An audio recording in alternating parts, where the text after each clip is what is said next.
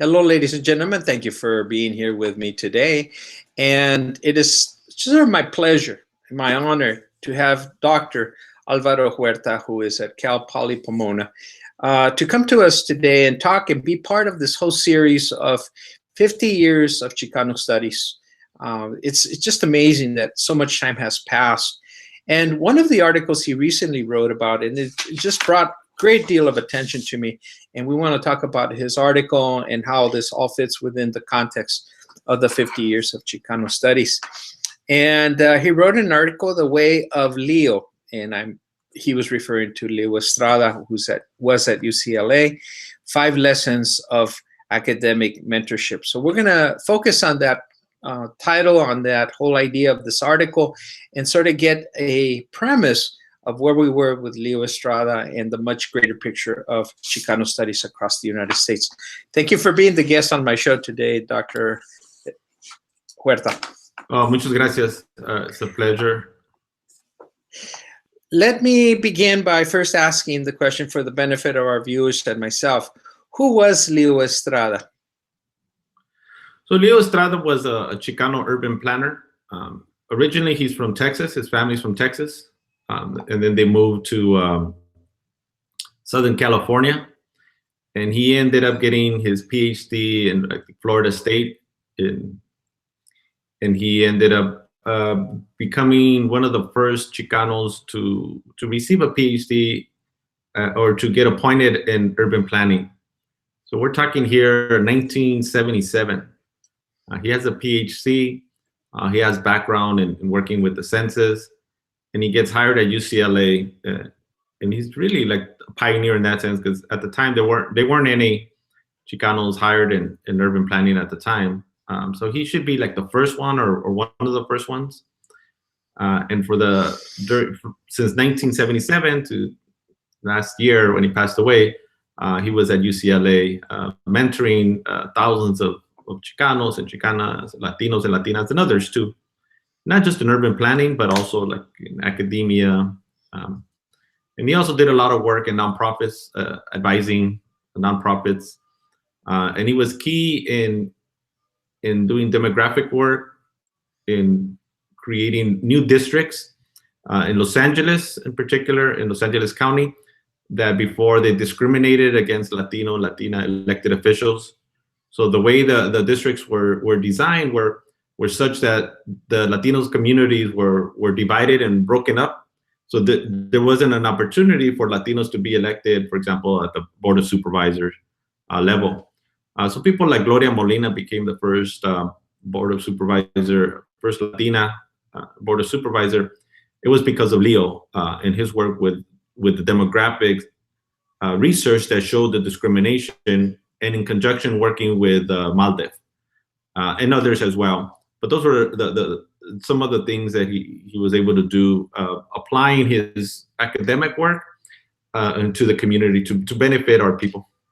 So his analysis sort of helped us understanding the gerrymandering that was going on, where yes, Latinos were being cut up so that they would never become a majority in the election process to begin with. Right.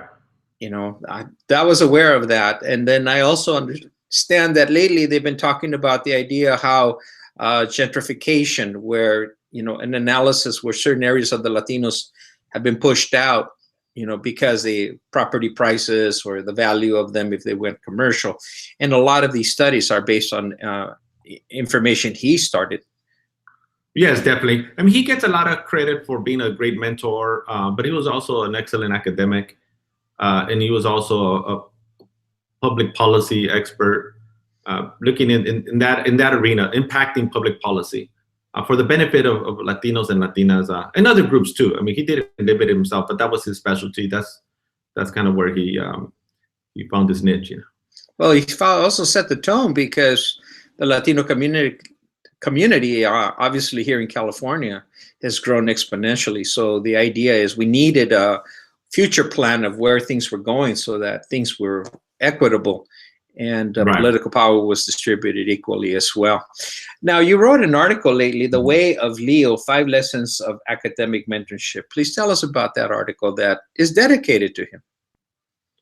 Well, I wrote I originally wrote one article and he passed away last year, kind of in his memory. And then recently, I decided to write another one based on just 5 lessons of his mentorship. There's really more. There could be 10 or 100. But in order for people to listen and pay attention, I think 5 is a good number. So I kind of condensed it in terms of how he helped me, someone that was born in California, but spent his first 4 years of life in Tijuana, and then grew up in housing projects, parents that were illiterate and didn't have any formal education.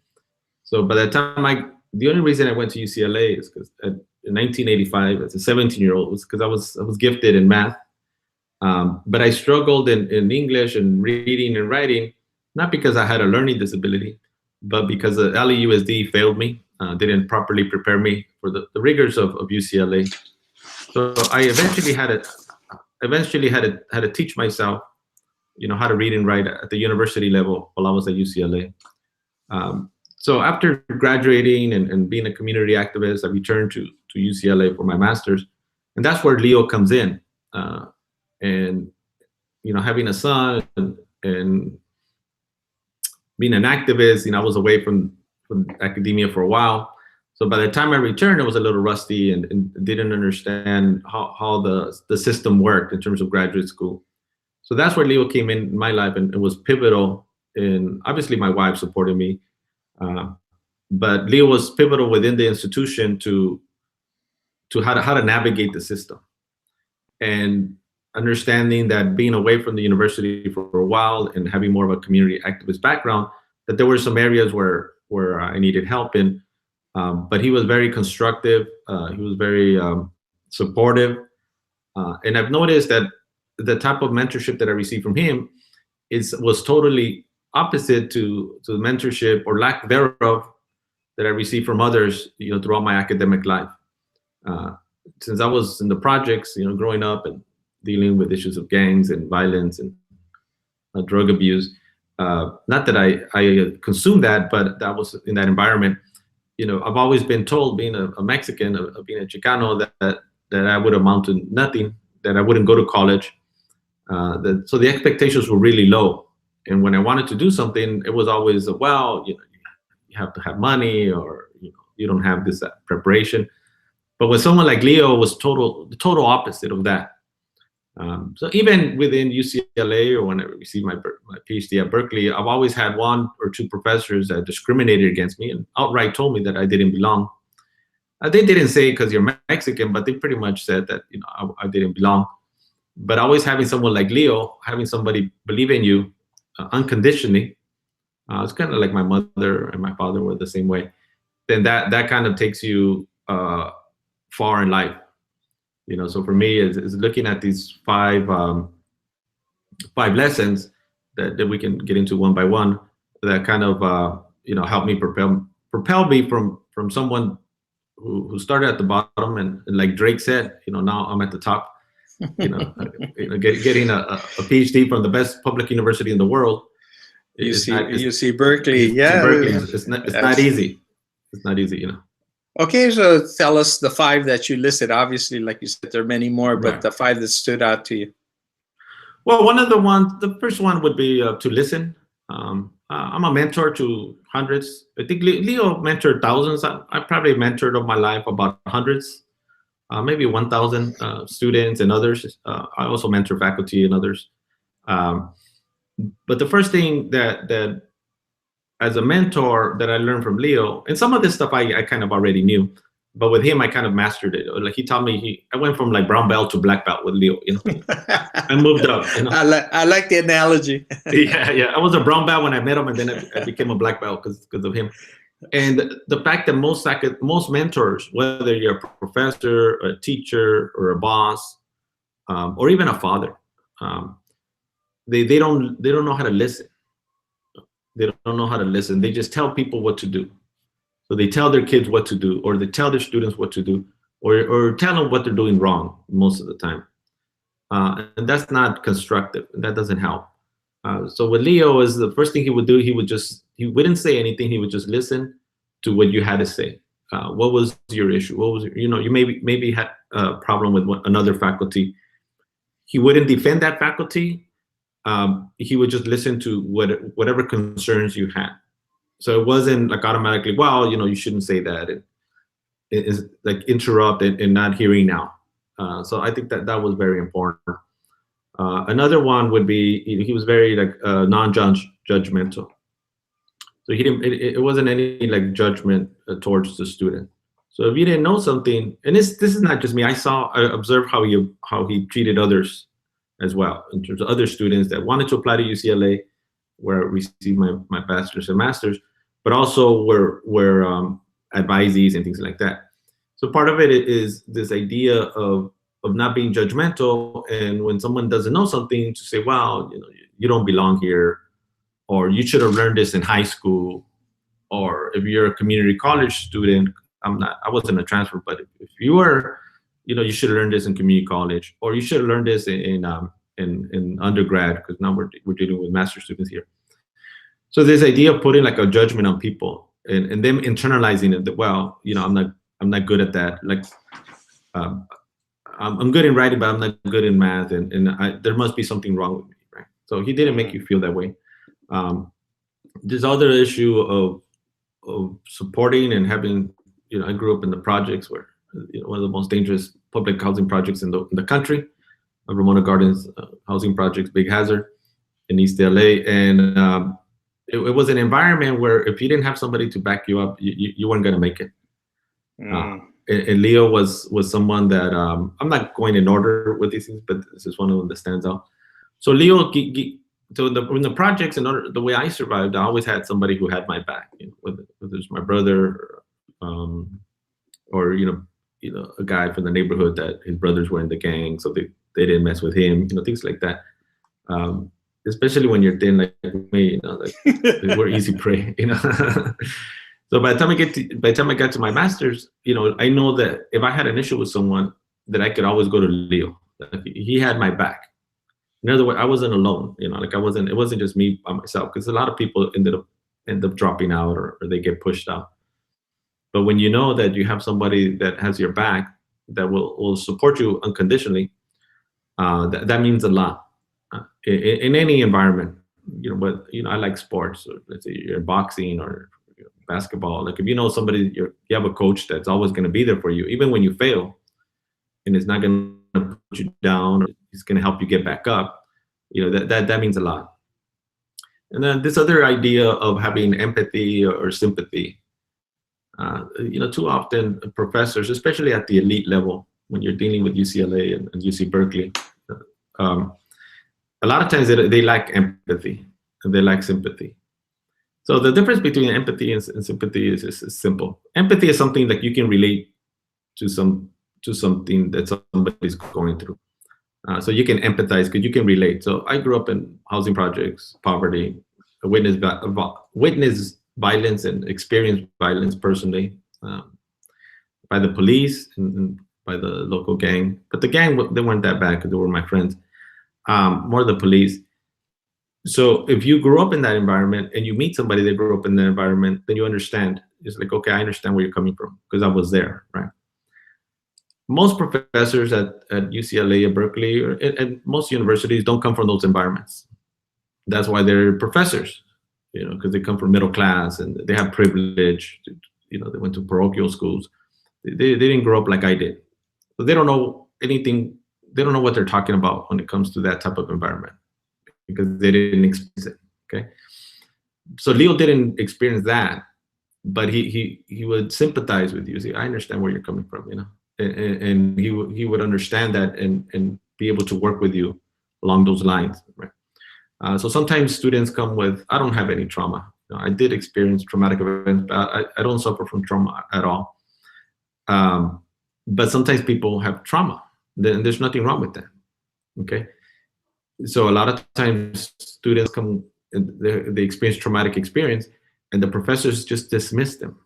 They might have a grandfather that passed away or mother that passed away, and instead of having sympathy with them, well, you still have to do your work, or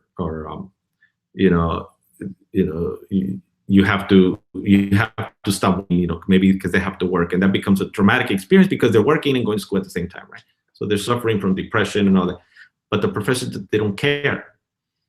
I'm not generalizing. I'm not saying everybody's like that, but that's what I've experienced, personally from a lot of professors and a lot of teachers growing up. So Leo wasn't like that. He was totally the opposite, and I'm like that too. I was born that way myself, like Lady Gaga said, baby, I was just born that way. In terms of when I know somebody is going through something, I don't try to make their life more difficult, but I also try to sympathize with them and say, well, I understand, like mental illness runs in my family, for example. And when somebody's suffering from mental illness or depression, I say, well, I understand what you're going through. So, I'm more sympathetic, and I'm not judgmental. I'm not hard on them in terms of, I work with them so that they can get their work done. And a lot of professors, a lot of bosses are not like that. Like I said, it's not just professors; it could be bosses, managers. They don't care. They just want to see the product. Mm-hmm.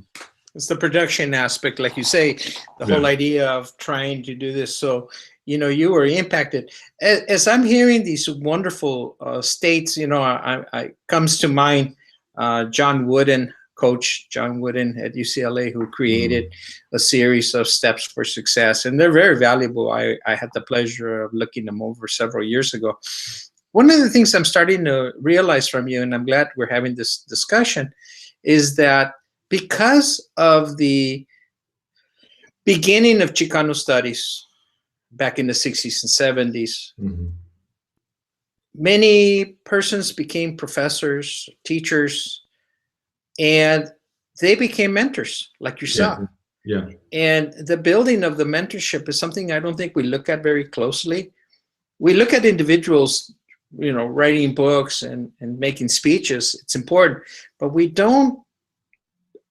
I personally don't think we realize the value of just mentorship, or just being aware that we walk into a room and says, oh, well, we can connect with John or Mary, and I can be like them. I can be role models. I can be role models to others. I can be a mentor to that professor was a mentor to me, and I can turn around and be a mentor to someone else. And it starts the ball rolling. And if it hadn't created the Chicano studies back, then we wouldn't have had all these people who would start the momentum going forward. And I'm picking that imagery from you. No, definitely. I think my success, having degrees from UCLA and Berkeley, and writing books and speaking TED Talks and speaking all over the world. I'm going to Puerto Rico in September and Leeds University next spring. I owe my efforts to my own struggle and my own hard work, but I also owe that to the pioneers, those that came before me, those that paved the road, the pioneers, the few Chicanos and Chicanas that were able to break into higher education in the 50s and late 60s, early 70s, and created the spaces for people like myself. And also it makes a big difference in terms of mentorship, because in like K to 12, and when I was a math major at UCLA, I started in math for 2 years. I didn't have any positive role models that looked like me. So there weren't any teachers. Most of my teachers were white or Asian. Now it's different. The school that I went to, Murchison Elementary School, for example, so it's all the teachers are Latinos and Latinas, but back then they were all white, and they were nice to me and everything. So I didn't feel discrimination, but their expectations were really low. So it was more that type of discrimination. They didn't tell you outright that you were inferior. They just didn't expect anything from you. So I think what's important with these type of mentors, and then even someone like yourself, is that when someone like myself is growing up and goes to UCLA, and you see a professor that looks like you, and then you start to say, wow, like it's first of all, you get shocked. It's like, oh my God, there's like, I met Professor Juan Gomez Quiñones in 1985 before I met Leo. I knew who Leo was in the 80s, but I didn't interact with him because I was more of a student activist, a radical. And he was more, moderate centrist. He wasn't a radical at all. So when I met Juan Gomez Quiñones, he was raised he's from Chihuahua, from Parral in Chihuahua. He was born there, but he was raised in Bow Heights.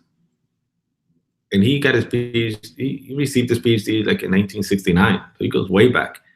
And for a Chicano to receive a PhD from UCLA in history, that during that time period, he was like the only one, like literally, in the country. I mean, there was a few. There's only like a handful that you can see. So by the time he was a full professor when I met him at UCLA in '85, by seeing somebody that looks like you, and then you're like, you see, and it comes from your background, coming from Bow Heights, you see like, wow, I can do it too, right? So that mentorship is not just words and actions, but it's also the representation. It is like for the first time you see somebody. Like when I was a math major, there were no Chicano professors. There was none. There's probably none right now at UCLA. I don't think there's any. So how can you think yourself, like how can I think back then, or thought back then, that I could get a PhD in math? I could be one of the first Chicanos to do that from UCLA, if there's no models to emulate. Let me ask you a question. I'm sort of picking you off the moment. You may or may not have this information. Do you have any idea, have you ever seen any stat that gives us how many Latino PhDs there are currently? I think the last study, we're looking about 3%. I think Daniel Solorzano, he did some studies on that. Give me a number. We're Latinos. We're like 3%. How many? Give me a number. What does that represent? 2, 3, 4,000 more? Yes. Yeah. Okay. Yeah, this is off the question off the top of my head. I think that would be like I think per year the way it works. But what happens is it depends on the field too. Okay. Well, I'm just saying that how many, from minimal number of PhDs anywhere in the nation to where we are today. We're like 3%. Okay. So let's say like in urban planning. So I'm an urban planner, and in urban planning, individuals that receive their PhD in urban planning and have earned urban planning positions, right? Well, just PhDs in the field of urban planning, public administration. See, a lot of them get the position, but in terms of actual positions, because that's what counts. Okay, all right. Like they get faculty positions. There's only like 5. Okay. In the whole country. Well, I better start doing more research in this area, and I guess if our viewers have that information to send it to us, and we start looking at it, because I really don't know across the board, in different fields. But I understand what you're coming from. We're coming close to the end of the show, so I want to thank you. But first of all, I know you're coming up with a book very, very close, I think next month or this year. Tell us a little bit about your book, the title.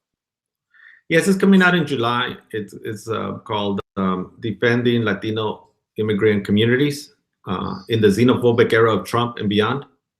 So it's a series of short essays and stories, and also has paintings. My brother, critically acclaimed artist Alvaro Huerta, and introduction forward by Dr. Jose Calderon and Pitzer, and then 2 essays by Dr. Juan Gomez Quiñones, one of the greatest intellectuals of our century, of our time.